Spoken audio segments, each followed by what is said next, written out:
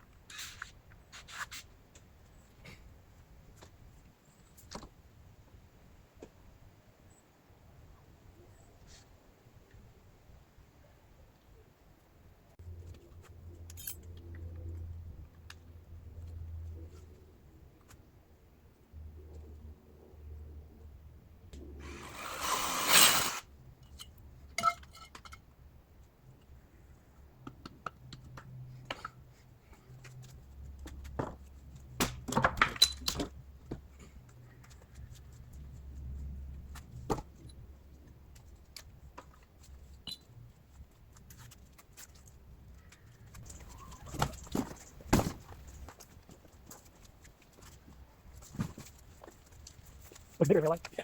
It's pretty awesome. All right.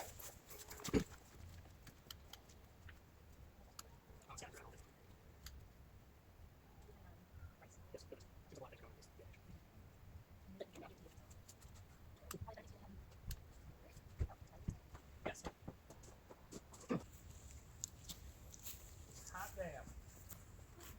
Looks like a fire pit.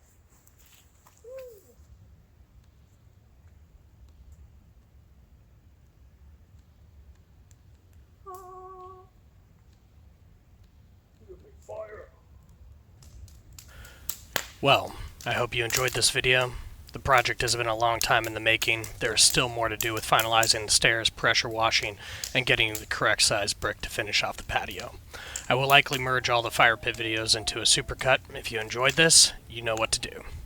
You can find my channels on both Rumble and YouTube, but my preference is with Rumble as of late. Thank you for your time.